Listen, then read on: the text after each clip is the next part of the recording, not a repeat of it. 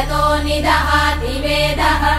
स नः पश्यदति दुर्गाणि विश्वानावेव सिन्धुम् दुरितात्यग्निः तामग्निवर्णाम् तपसा ज्वलन्तीम् भैरोचनीम् कर्मफलेषु जुष्टाम् दुर्गाम् देवीगुम् शरणमहम् प्रपद्ये सुतरसि तरसे नमः अग्ने त्वम् पारयानव्यो अस्मान् स्वस्तिभिरति दुर्गाणि विश्वा पूष्य पृथ्वी बहुला न उर्वी भवातोकायतनयाय शम्योः विश्वानि नो दुर्गः जातवेदः सिन्धुन्न नावा दुरितातिवर्षि अग्ने अत्रिवन्मनसा गृहाणोऽस्माकम् बोध्यपिता तनूना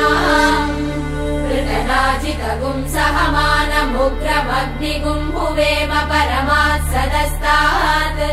स नः पश्यदति दुर्गाणि विश्वाशामद्देवो अतिदुरितात्यग्निः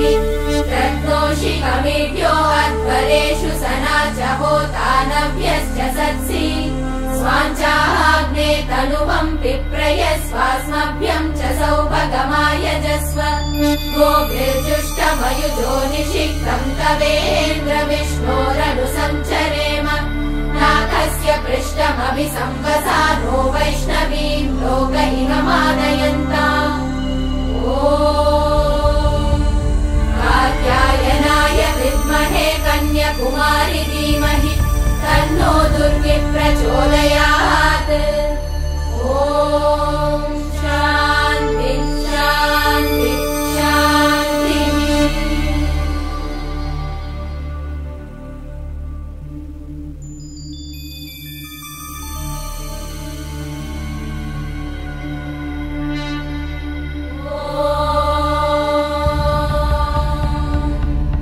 रालभेदसे सुनवामसो भमराति यतो निदहाति वेदः